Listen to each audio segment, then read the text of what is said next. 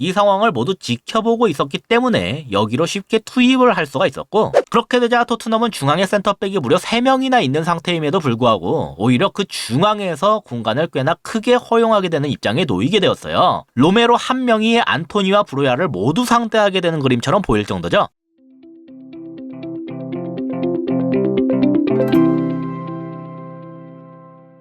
안녕하세요. 축구 보는 기자 축복입니다. 토트넘이 벌레에게 2대2 무승부를 거뒀는데요. 이로써 리그 14위에 머무르게 되었고, 만약에 크리스탈 팰리스가 첼시를 상대로 무승부라도 캔다면 리그 15위까지 떨어질 수 있는 상황이 되었어요. 경기 내 선수들 모습 자체도 아쉬운 점은 분명히 있었지만 그 중에서도 오늘 가장 실망스러웠던 부분으로 감독의 선택을 꼽지 않을 수가 없었습니다. 후반에 들어가면서 전술을 바꿨는데 그 부분이 너무 큰 영향을 미쳤다고 보기 때문이에요. 먼저 토트넘은 3-4-3 형태로 소개되었는데 사실 전반전의 모습을 보면 3백 밸런스라고 볼 수 없었다고 생각합니다. 오히려 이와 같은 4-2-3-1 기반의 포메이션이었다고 보는 게 타당했는데요. 이거는 경기 내 장면에서 스펜스와 시몬스의 위치를 보면 확인할 수가 있을 거라고 봅니다. 전반전의 수비 형태를 보면 이러했는데요. 시몬스가 솔랑키와 함께 투톱처럼 위치하고 스펜스가 왼쪽 측면에 위치하고 있죠. 3백 밸런스의 수비 형태가 아니라 그냥 명확하게 4백 밸런스인 4-4-2 형태를 잡고 있다는 걸 알 수가 있습니다. 오른쪽 윙어인 오도베르하고 스펜스가 같은 라인에 있잖아요. 그렇기 때문에 상대 최후방 3백의 일원이 볼을 잡았을 때에도 스펜스가 여기에 대한 압박 옵션으로 작용하게 되었고, 필요에 따라서는 이렇게 최전방 투톱과 같은 라인까지 올라가는 모습까지도 보여줬습니다. 아마 그럼에도 토트넘이 오늘 포메이션을 3백으로 소개한 건 저번 경기인 도르트문트전에서의 모습 때문으로 보이는데, 도르트문트전에서는 달랐었어요. 아까와 비슷하게 상대 최후방 3명 중 가장 오른쪽에 있는 선수가 볼을 잡고 있죠. 그런데 여기에 압박을 가하는 게 스펜스가 아니라 시몬스입니다. 그렇다면 스펜스는 어디에 있었냐? 스펜스의 경우는 최후방까지 잔뜩 내려가서 5백의 일원답게 최후방 왼쪽 측면 공간에 자리하고 있는 것을 확인할 수가 있죠. 하지만 이번 벌리전을 보면 여기는 반더벤이 담당하고 있고 스펜스는 그보다 확연하게 앞선 공간을 수비하고 있는 걸 알 수가 있다. 다른 장면들에서도 수차례 확인할 수가 있었어요. 아까보다 더 높은 위치에서 수비를 하는 상황인데 지금도 스펜스가 반대편에 오도베르와 동일한 지점까지 올라가면서 4-4-2의 왼쪽 윙어처럼 위치하고 있고, 이 장면에서도 스펜스는 4-4-2의 왼쪽 윙어 자리에 위치하는 것을 확인할 수가 있죠. 그래서 이번 벌리전 전반전에서 토트넘의 모습은 기본적으로 4-2-3-1 형태로 나왔지만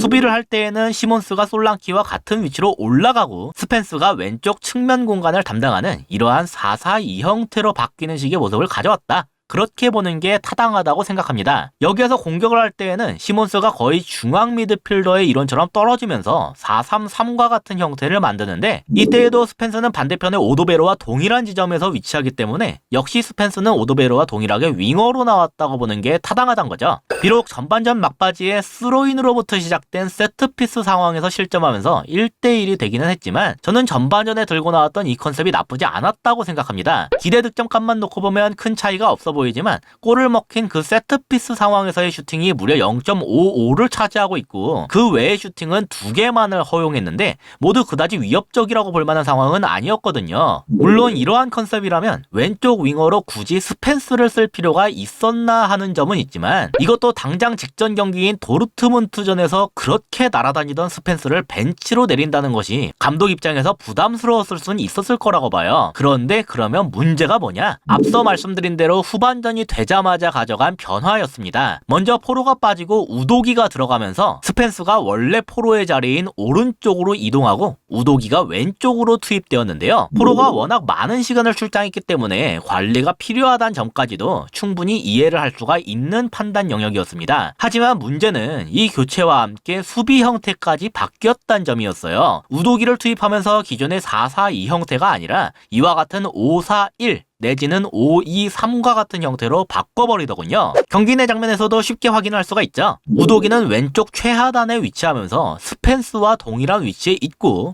이제 오도베르와 동일한 선상에 있는 것은 시몬스가 되었습니다. 전반전과는 모습이 완전히 달라지게 된 거죠. 그런데 문제는 앞서도 말씀드렸듯이 당장은 1대1인 상황이었던 거예요. 그렇다면 토트넘이 승리하기 위해선 여전히 최소 한 골이 필요한 상황이란 건데 굳이 더욱 수비적인 형태로 바꿀 필요가 있었느냐가 의문이었습니다. 포로에게 휴식을 주는 것을 목적으로 삼았다면 스펜스를 포로 자리로 이동을 하는 것은 그대로 가져가더라도 왼쪽 윙어 자리에 그냥 공격 자원인 텔을 투입하면서 전반전과 마찬가지로 4-2-3-1 형태를 그대로 가져가는 게 더 낫지 않았겠느냐는 거죠. 이러면 포로는 포로대로 휴식을 줄 수 있고 전술 컨셉에도 그대로 일관성이 생기게 되잖아요. 더욱 큰 문제는 오히려 이러면서 수비적으로 더 불안하게 되었다는 점이었어요. 지금도 보시면 우도기가 스펜스와 동일한 위치까지 떨어지면서 5-2-3과 같은 모습을 형성하고 있는 걸 확인할 수가 있는데요. 여기에서 오른쪽 측면이 뚫리기 시작하니까 당연히 여길 담당하는 스펜스가 올라가게 되었습니다. 하지만 스펜스가 올라가더라도 반대편에 우도기가 내려가 있기 때문에 숫자만 보면 최후방에는 4명이나 있으니까 여전히 든든하게 수비를 해낼 거라 기대할 수가 있겠죠.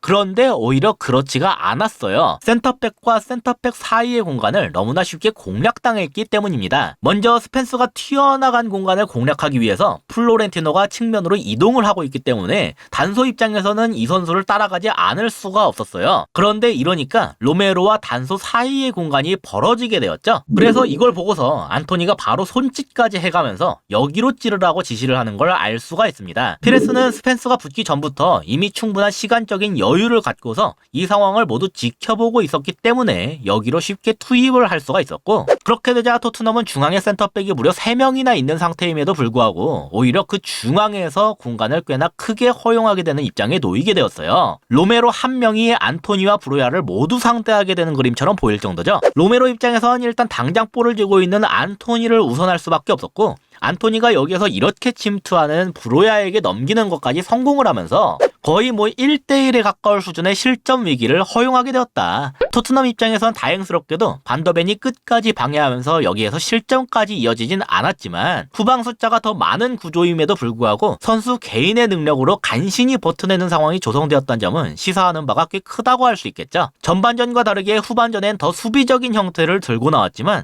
오히려 오픈 플레이 상황에서 더욱 치명적인 실점 위기를 맞이한 셈이니까요. 그런데 이게 한 번만 이런 것도 아니고 수차례 나왔습니다. 이 장면에서도 로메로와 단소라는 센터백 사이의 공간으로의 침투를 허용하면서 거의 1대1에 가까운 상황을 맞이하게 됐거든요. 이번에도 브로야가 놓치면서 실점까지 이어지진 않았지만 두 장면 모두 공격수가 조금만 더 뛰어났다면 먹히는 게 당연할 수준의 그림이었어요. 결국은 그러다가 한 골을 먹고서 부랴부랴 교체해가며 공격 기회를 늘렸지만 그 이전까지인 후반전 시작부터 약 20분 동안은 이날 경기 중 최악의 퍼포먼스였습니다. 그리고 이것은 굳이 후반전의 전술 컨셉을 이런 식으로 바꾼 감독의 이상한 결단에 의한 영향력이 절대적이었다고 볼 수밖에 없지 않나, 그런 결론이 나오게 되는 경기였다.